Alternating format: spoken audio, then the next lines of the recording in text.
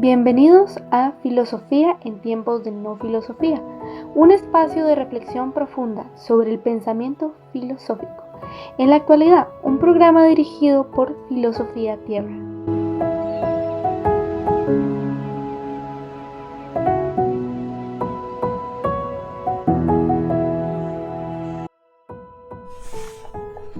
Bienvenidos al episodio 265, día 19, y hoy nos toca hablar sobre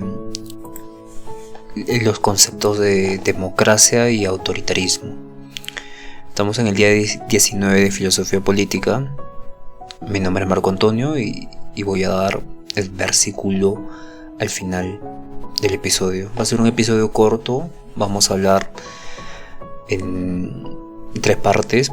Una introducción primero al tema de hoy, democracia y autoritarismo en la práctica. Luego pasamos al primer segmento, que vamos a explicar los principios de la democracia, y luego vamos a dar ejemplos de sistemas democráticos y también sus características, y luego vamos a entrar a la explicación de los principios del autoritarismo y vamos a dar ejemplos sobre el autoritarismo y sus características. Bien, empecemos.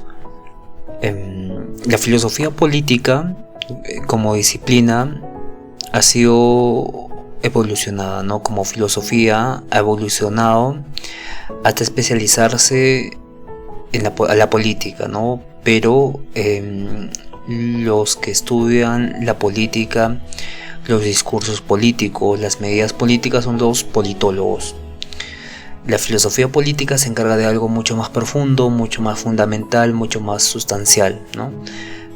Esta disciplina se enfoca sobre el poder, la definición de poder, la justificación de un Estado. ¿Qué es un Estado? ¿Por qué ahí tenemos que vivir en un Estado? ¿De dónde surge un Estado? El término de justicia. ¿Por qué? ¿Qué hace que una sociedad sea justa? Y también la organización de la vida en sociedad, ¿no? Hay formas de organización que parecen invisibles, pero están relacionándose con otras formas de participación en la sociedad. Hay organizaciones que manifiestan un sentir, y todo esto se engloba en lo que se manifiesta en la sociedad como lo social. Bueno, voy a dar un ejemplo de esto, ¿no? Para que veamos la profundidad de qué realmente es la filosofía política. El término populismo. Nosotros podemos decir que el populismo es una demagogia de las personas y es lo que el sentir común manifiesta, ¿no? Es cuando alguien dice eres un populista, quiere decir que llegas a las masas engañando con un discurso que les promete algo que nunca les cumple, ¿no? Un populismo. Pero para la filosofía ese es un concepto muy básico, muy vago de qué es el populismo. Tenemos al filósofo Laclau, argentino, Ernesto Laclau, que menciona que el populismo no es una aglomeración de personas, ni es un discurso de una persona hacia un grupo que convence. Es mucho más profundo. El populismo surge primero con las demandas. En la sociedad hay muchas demandas, y esas demandas forman una cadena equivalencial, ¿no? Es una cadena, imagínate una cadena, y cada eslabón es una demanda. Demanda, se forma una cadena larga, ¿no? A esto lo denomina Laclau cadena equivalencial, y esta cadena de demandas surge un sentimiento, ¿no?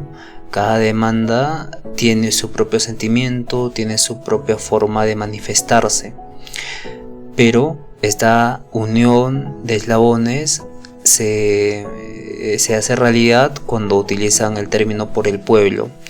Cada vez que vemos marchando diferentes grupos por protestas, siempre utilizan el término por el pueblo, o por los oprimidos, o por la justicia, o términos como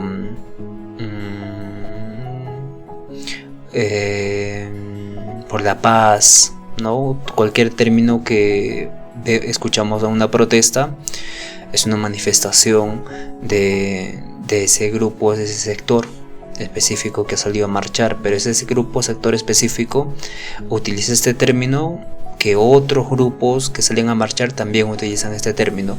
Entonces este término toma fuerza, este término se convierte en algo que se vuelve vivo, que tiene vida. Entonces al momento que, bueno, no tiene vida en este sentido, sino que se forma un tipo de entidad, un horizonte donde todas las personas tratan de llegar. Cada demanda llega a este horizonte, utiliza el término, pero lo que mantiene vivo a este término son las aglomeración de personas que van yendo a este término para darle vida. Y en este sentido esto ocurre por el inconsciente colectivo. Nosotros, la Cloud ahí le agrega lo que es el psicoanálisis, mencionando que nosotros hacemos un acto perlocutivo, ¿no? Un acto performativo, perdón. Este acto performativo se refiere a que yo, cuando digo prometo que mañana voy a verte, entonces llega el día de mañana y cumplo esa promesa. Entonces eso quiere decir que el lenguaje, el pensamiento ha llevado a la acción, a la persona, y la idea se ha manifestado en la realidad. Y en este sentido lo mismo pasa, pero al revés. Las personas se han manifestado en una idea y ha cobrado vida. Y bueno, esto se hace con un proceso emocional, ¿no? Emocional y reflexivo, que termina teniendo sentido al término por el pueblo y que englobe a distintos grupos sociales. Y en este sentido, ese mismo término, esa misma cadena equivalencial demanda un líder, y este líder surge de repente. Puede ser un profesor, puede ser quien fuese, como pasó en Perú, ¿no? Pedro Castillo utilizó el término por la lucha por el pueblo, por los oprimidos, pero los que votaron por él fueron también los mineros, no solo los profesores, los agricultores, los campesinos, los comerciantes. Todos ellos votaron por Pedro Castillo, y en ese sentido Pedro Castillo llega al poder y se da cuenta que no puede cubrir a todas las demandas, pero que naturalmente él ha sido puesto ahí por el sentir del pueblo, ¿no? El sentir de una cadena equivalencial que ha tenido su representante aquí. Y en ese sentido el populismo es mucho más que demagogia a un pueblo, sino que es un sentir inconsciente de las mismas demandas sociales, ¿no? Y entonces la filosofía política se encarga de buscar el origen de los términos y tener más conciencia de qué realmente significa populismo, democracia, justicia, Estado, poder, Estado de Derecho. Entonces todos los fenómenos sociales relacionados a la política investiga la filosofía política y trata de dar explicaciones lógicas y coherentes a los fenómenos que se ven en la realidad. Y teniendo conciencia de estos fenómenos en la realidad, nosotros podemos tomar conciencia de cómo se están manifestando ciertas fuerzas en nuestra vida cotidiana. Y de acuerdo al ese conocimiento, nosotros somos más libres de entender un poco cómo funciona el contexto político. Bien, hoy día vamos a adentrarnos a la reflexión sobre la democracia y el autoritarismo. Ambas representan respuestas distintas a preguntas fundamentales sobre quién debe gobernar o cómo debe ejercer el poder un líder, y qué papel debe tener el ciudadano en la toma de decisiones colectivas, ¿no? Porque si es democrático, todos tendríamos la misma responsabilidad en la decisión que nos va a gobernar, pero si es autoritario la responsabilidad solo lo ocupa uno, y si fracasa uno. Entonces hay todo un margen de matices que podemos ver entre la democracia y el autoritarismo. Como introducción, la democracia se basa en los principios de participación, deliberación, respeto a los derechos individuales, mientras que el autoritarismo se caracteriza por la concentración de poder en una sola figura o élite, que limita las libertades políticas y también limita el pluralismo, ¿no? Que haya mucha oposición frente a los demás. Y en la práctica estas formas de gobierno no siempre se presentan en su versión pura. Muchas veces coexisten elementos democráticos y autoritarios dentro del mismo régimen, lo que hace más complejo todo el análisis, ¿no? Estudiar estas formas de gobierno desde la filosofía política no solo permite comprender sus fundamentos teóricos, sino también evaluar sus consecuencias éticas y sociales. En este sentido, la filosofía política en la práctica nos invita a reflexionar sobre el valor de la libertad, la justicia, la obediencia, la legitimidad de poder en contextos reales, no más allá de las abstracciones conceptuales que podamos tener. Entramos al segmento 1 y vamos a hablar de la democracia. La democracia es una forma de organización política en la que el poder reside directa o indirectamente en el pueblo. Directa cuando el pueblo vota en unas elecciones, por ejemplo, o indirecta con la participación representacional, o sea, de los congresistas o senadores.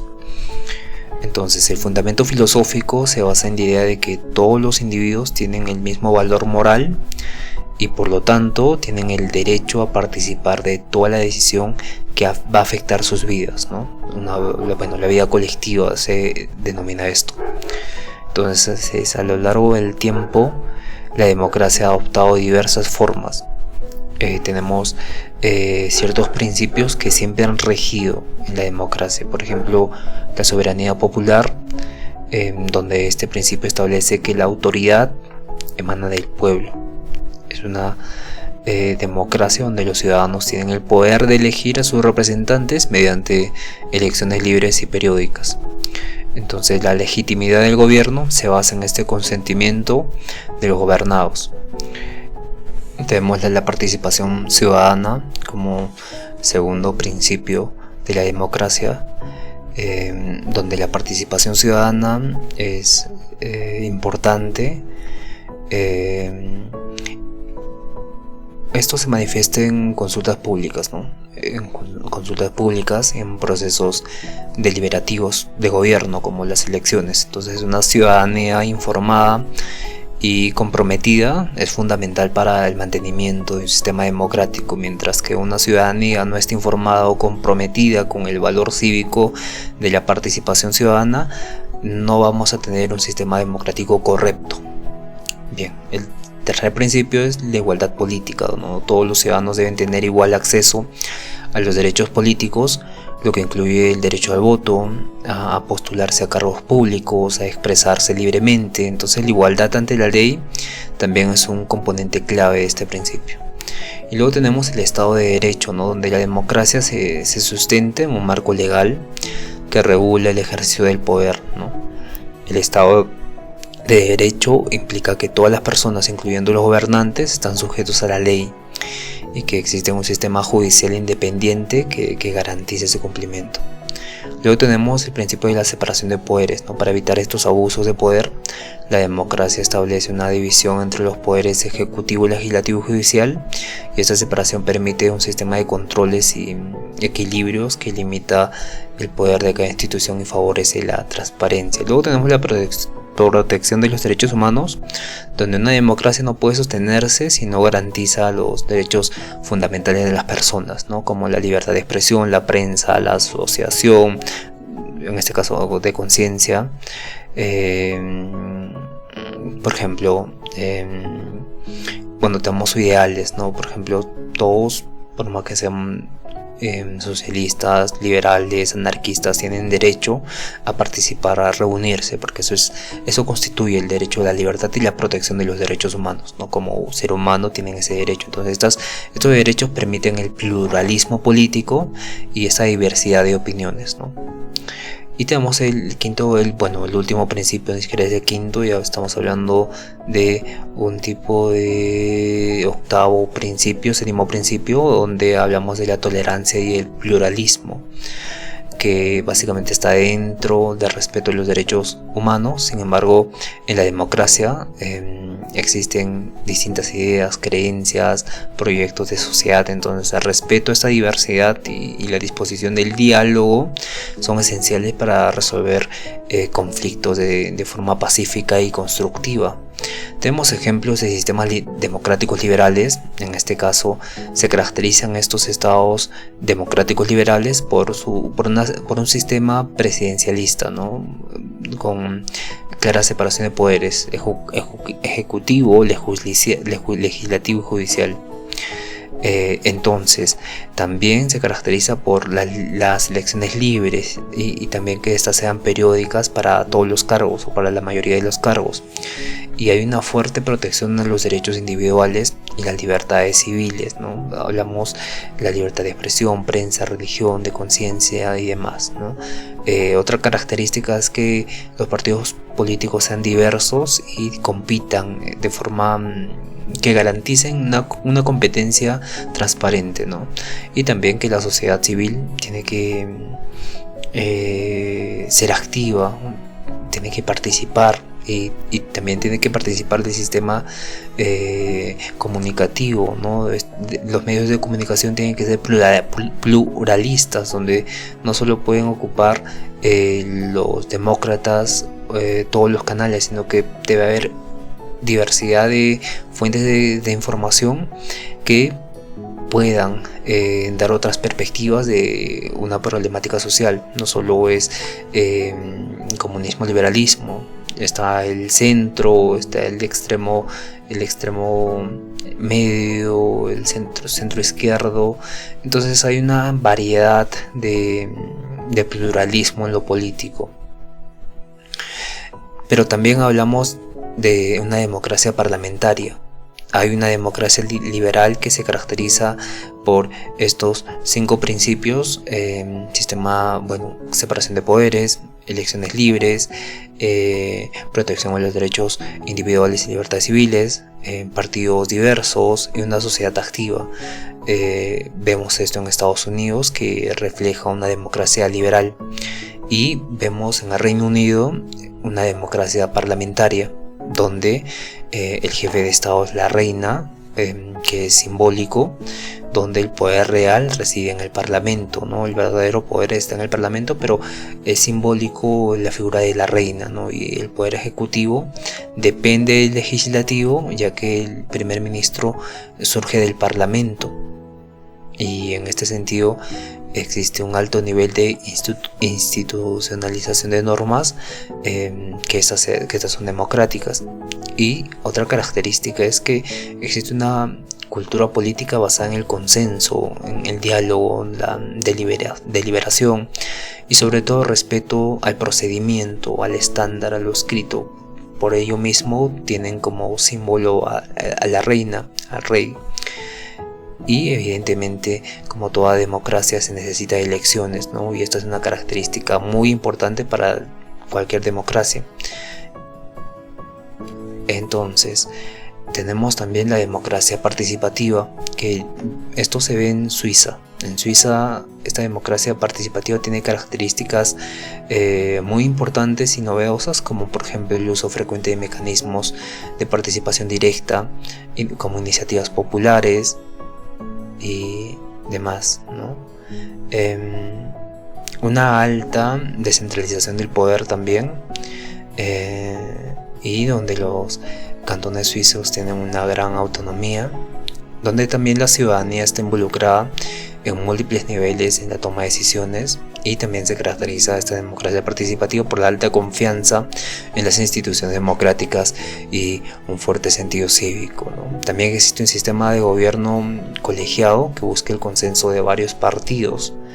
En estas características, 5 características: el uso frecuente de mecanismos de participación directa, la alta descentralización del poder, la ciudadanía involucrada en todos los niveles de la toma de decisiones políticas, también la alta confianza en las instituciones democráticas, y como última característica es el sistema de gobierno colegiado, ¿no? Que busca consenso entre varios partidos para buscar un único objetivo o solucionar una problemática en específico, y que eso falta muchas veces en democracias latinoamericanas, ¿no?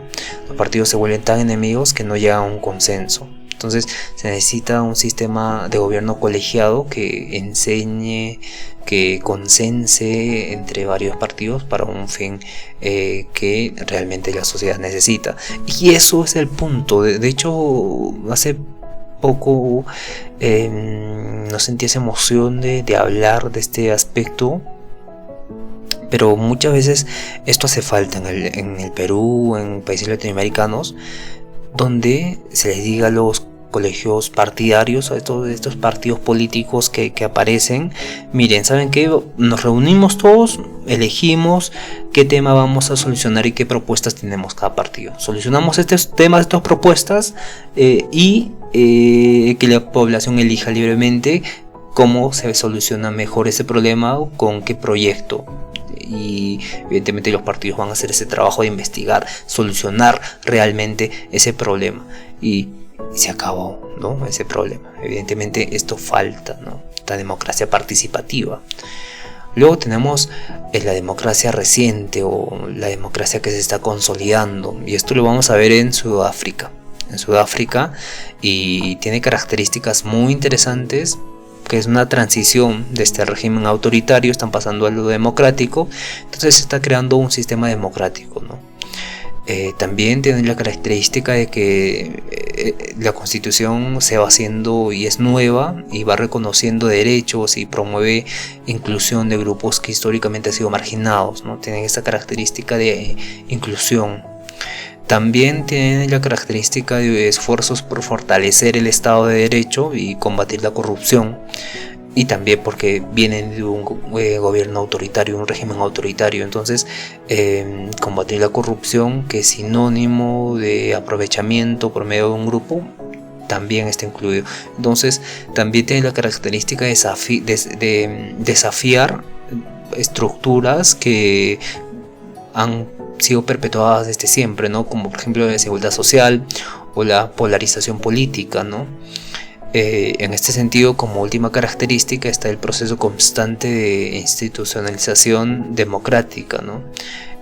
Hacer que lo democrático ya se vuelva un fenómeno institucional, o sea, que todos nosotros veamos aquello como algo que siempre estuvo ahí, como algo que está vivo en sí mismo, ¿no? Se vuelve parte de la sociedad, que poco a poco se van creando reglas de juego, mecanismos de control, y se va consolidando una cultura política que valore la democracia. En este sentido, pasamos al segundo segmento, que es el autoritarismo. El autoritarismo es una forma de organización política en la cual el poder se concentra en una sola persona o un solo grupo o una élite, donde se restringe o también se eliminan las libertades civiles y la participación ciudadana. Básicamente esto lo hacen porque ellos piensan que están en lo correcto y no aceptan otras posiciones a su modo de ver. Y a diferencia de la democracia, en los sistemas autoritarios el control del poder no proviene de este consenso entre todos, este consenso libre de los ciudadanos, sino que proviene de una imposición, de una manipulación, de una coacción en el peor de los casos. En este sentido, los principios que se caracterizan el autoritarismo incluyen la concentración del poder, ¿no? El poder político se encuentra centralizado, usualmente en un líder carismático o en una junta militar o en un único partido. Entonces no existen mecanismos efectivos de control o rendición de cuentas, ¿no? Y las decisiones se toman sin esta participación ciudadana. La segunda característica es la limitación y la eliminación de los derechos civiles, ¿no? Las libertades civiles. Entendamos derechos civiles o libertades civiles como derechos a la libertad de expresión, libertad de prensa, libertad de asociación, libertad de manifestación. Entonces la censura y la represión son comunes para silenciar la oposición o controlar la opinión pública frente a estos gobiernos.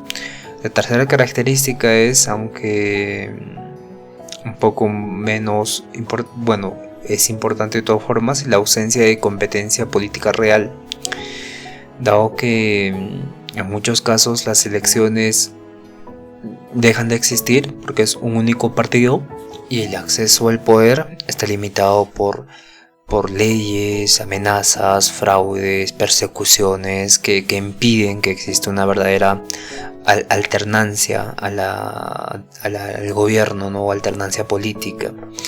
O sea, que puedan gobernar más de una persona o más de un partido político.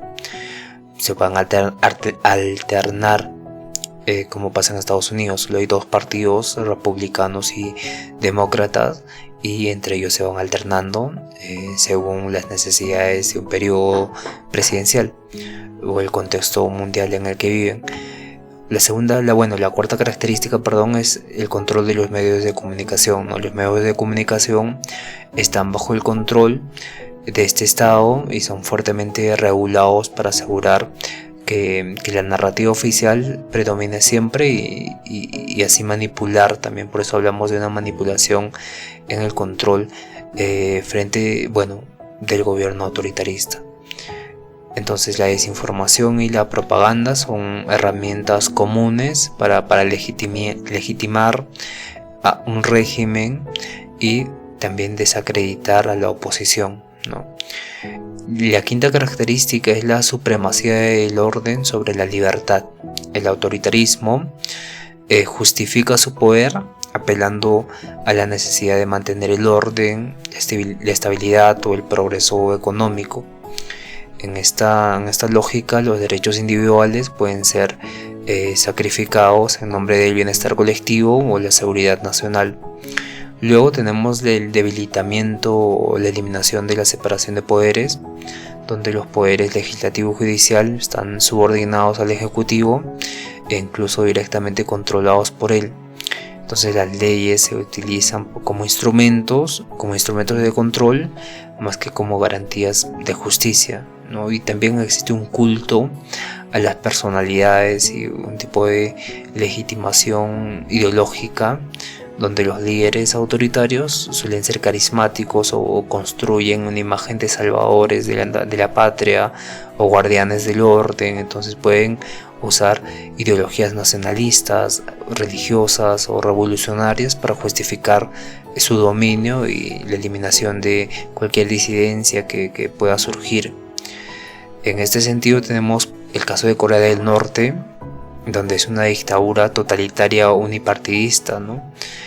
Que se caracteriza por el control absoluto del poder, absoluto, completo, por la familia Kim. En este sentido se hace un culto también a la personalidad del líder. Actualmente Kim Jong-un se le considera un dios en su país. Y la tercera característica es la censura de los medios de comunicación, censura o control total de los medios de comunicación. Y había un canal en YouTube que mostraba cómo en Corea del Norte veían la televisión, ¿no? Qué programas daban. Y vemos que es un tipo de sociedad donde no existe el mundo occidental, ¿no? La tecnología, no existe nada que el mundo occidental considera bueno. Más bien ahí se ve la cooperación, las imágenes también son muy antiguas. Hay una propaganda sobre Kim Jong-un y cómo está trabajando. Entonces hay novelas también, y estas novelas hablan de valores también, ¿no? Y es algo diferente como el control de los medios de comunicación sirve para que la población no haya disidencia, ¿no? Es muy interesante porque, digamos, una persona nace en Corea del Norte y no conoce nunca el mundo occidental, ¿no? Y toda su realidad vive pensando que el mundo occidental no existe, y que lo que existe es lo que ve en la televisión y lo que ve a su alrededor. Y eso es sumamente complejo y muy profundo. Esto es algo completamente nuevo. Esto es algo que me apasiona, la verdad. Investigar estos fenómenos sociales de la mente son completamente hermosos.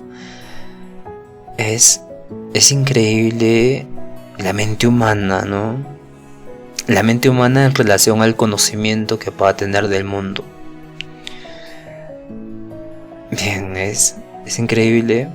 Sé que no estamos reflexionando mucho en estos episodios, porque saben ustedes que la política es algo que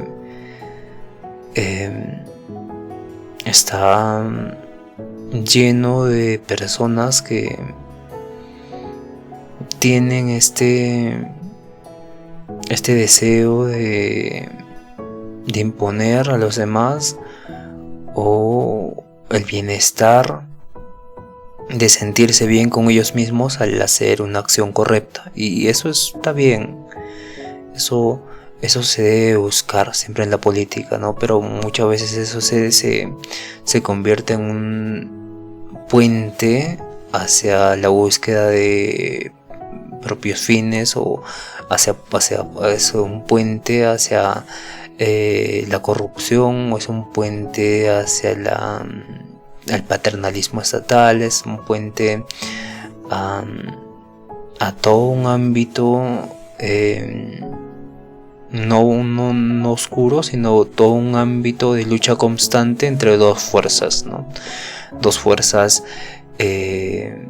excluyentes entre sí, que tratan de equilibrar, y que la consecuencia de ese mal equilibrio son los problemas sociales, ¿no? Es muy interesante la política, pero es algo que evidentemente tenemos que investigar, tenemos que hacer, porque vivimos dentro de esta sociedad, y esta sociedad necesita de una participación ciudadana activa. Mientras más activos estemos los ciudadanos, mejor y más justo va a ser la sociedad. Bien, entonces en este partido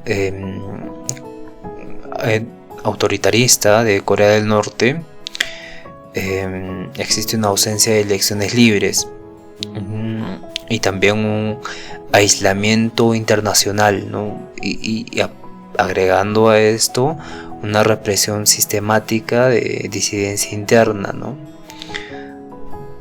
Si por AOV alguien de Corea del Norte sale de Corea del Norte y va a Estados Unidos, y todo es diferente, regresa a su país y quiere hacer las cosas como en Estados Unidos, evidentemente hay una represión sistemática a disidencias internas. En China y en Arabia Saudita también existe un tipo de autoritarismo. En China es muy interesante, ¿no? Existe el poder concentrado, pero un solo partido, la PCC, el Partido Comunista Chino, ¿no? Que no tiene competencia política real, y que el liderazgo está centralizado por el presidente Jinping, quien ha eliminado miles de reelecciones, ¿no? Y él ha censurado internet, y evidentemente existe una fuerte vigilancia digital sobre su población. También hay que incluir acá la represión de movimientos críticos como los derechos humanos y las minorías étnicas, ¿no? También existe un control del discurso nacional y cómo se presenta lo internacional en los medios estatales o de comunicación, ¿no? Está controlado también el discurso en los medios estatales específicamente, ¿no?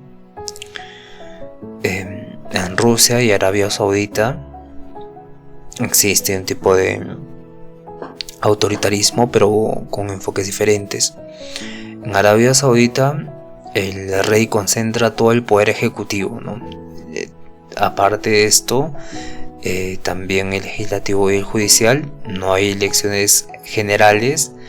La ley se basa en la interpretación estricta de la Sharia islámica, que es un texto normativo que tiene restricciones severas a la libertad de prensa, religión y asociación. Entonces, algunas reformas recientes sobre derechos sociales son muy importantes en este país que se están creando, pero existe una represión constante a disidentes o estos disidentes que están en contra de estas reformas en derechos sociales. Es una monarquía absoluta, Arabia Saudita. También podemos ver que Rusia, con Vladimir Putin actualmente, formalmente tiene elecciones, pero muchas veces se las menciona que son manipuladas a través de un control mediático y judicial. Y también los medios de comunicación como RT son prohibidos por Estados Unidos y sus aliados. Aunque no es completamente autoritario, es algo híbrido entre democracia y autoritarismo. Pero con la guerra actual de Croacia, el mundo occidental ve a Rusia como un régimen autoritario. En Venezuela la situación es muy interesante en el sentido de que se le considera un autoritarismo popular, no populista, y con siendo un régimen híbrido porque se concentra en el poder ejecutivo que debilita al poder judicial y al poder parlamentario, y existe una restricción de prensa, ¿no? Pero también existen marcas, pero que cuestan, existe cierto tipo de occidentalización, pero que tiene un precio elevado, ¿no? Y las elecciones también, existen elecciones, lo que pasó con Guaidó, lo que pasó ahora también, pero muchas veces son elecciones trampa, ¿no? Se denuncian fraude, ventajismo estatal. Entonces también hay el uso del aparato estatal para el clientelismo social o el contrato que tienen el pueblo de un determinado barrio, recibe ayuda para que ellos voten al gobierno de turno, en este caso al gobierno de Nicolás Maduro, y tiene este discurso populista, ¿no? Que apela al pueblo como fuente exclusiva de legitimidad, pero sin este pluralismo real de diversas voces que democráticamente compitan entre sí. Estos ejemplos del autoritarismo pueden adoptar distintas formas, ¿no? Un totalitarismo absoluto más cerrado, hasta modelos más híbridos que combinan elementos democráticos con prácticas autoritarias específicamente. Entonces es muy interesante analizar la democracia y el autoritarismo para entender estas formas distintas de vida, ¿no? Estas formas distintas de gobierno, de poder o de manejo de un estado. Bien, todo lo puedo en Cristo que me fortalece. Es un versículo muy fuerte, muy corto, muy conciso. Nos vemos el día de mañana en el día 266 y vamos a hablar de la comparación entre democracia y autoritarismo, y también vamos a dar una reflexión sobre estos dos conceptos sociales, ¿no? Se le puede considerar construcción social, pero a la vez también manifiesta un tipo de base en la práctica social, ¿no? Es muy interesante. Bien, nos vemos el día de mañana. Cuídense todos y conózcanse a sí mismos.